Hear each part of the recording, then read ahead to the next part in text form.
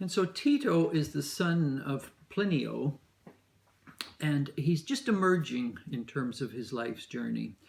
He's weaning himself from his father. They have their horn butting sessions. He's a bit of his mother's pet.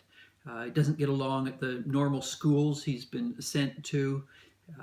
And so his father feels Joseph Connect, who's his dear friend from years back, could perhaps guide him in the ways of wisdom in terms of meaningful education.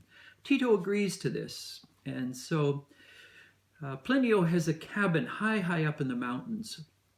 And so they agree that Joseph Connect will go with Tito up to the mountains and spend time alone with him and really be able to pass on the richness of a Castilian tradition and its relevance to the life of the Vita Activa. Joseph Connect on his way up. Tito goes earlier. He tells his parents he's going to go up, and so initially they don't get his letter. He goes up, and after a few moments of panic, Joseph finds the letter. And so he follows up the day before. And on his way up, he's beginning to feel his heart is getting a little heavier. It's aching in that sense. He's not feeling healthy as he once was. And he just feels, well, it's just the elevation gain, in a sense. And of course, there's an interesting metaphors at work in what Hesse is doing in all of that. But they spend the night there, Tito and Joseph Connect at the cabin with rock faces all sides, a magnificent lake. And they plan the next morning to begin their journey together, master and student, in this sense, magister who serves the student. Tito is up earlier, and the lake is calm, it's quiet. He heads out, the sun is just rising over the rocks, and Joseph Connect comes out, and Tito calls him to swim across the lake. In one sense, you've got the metaphor of the sun rising, a new dawn, a new period of time beginning in a sort of a Castilian-like reality. The mountains, okay, you're up high, there's just the few, the rarefied air of ideas.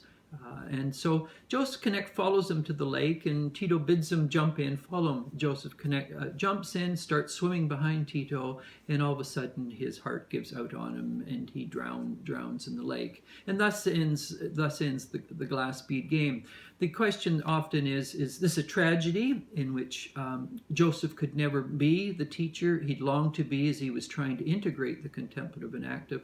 Or is in Tito we are getting, in potential, if not in reality, a new generation of people who are going to emerge that had to ask questions about the world of thought and thinking and synthesizing ideas and drawing together the best of world civilizations in a post-Christendom, post-secular, post-scientific world. Is Tito the one that's going to do it in a way that his father and Joseph Connect couldn't? And so the genius of the Glass Bead Game is the way that some of these major themes are threaded together of the human journey. What is education?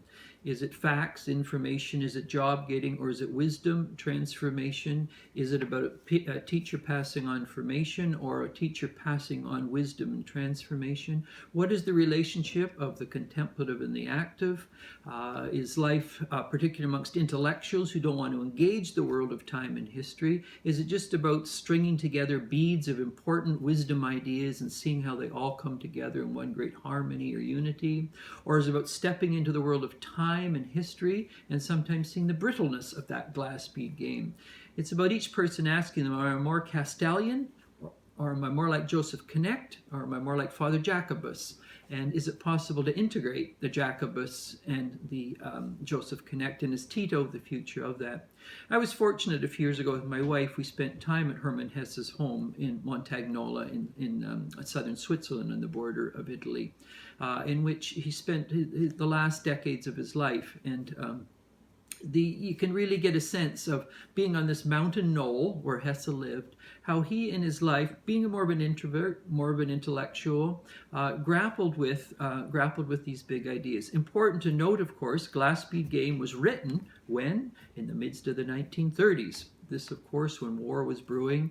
And Hesse had lived through 2 generations of intellectuals grappling with big ideas of philosophy, of theology, of interfaith dialogue. They were Castilians in that sense. But in the valley, as it were, in the Vita Activa, twice, World War I, Depression, 1930s, World War II, This was the world of the vita activa.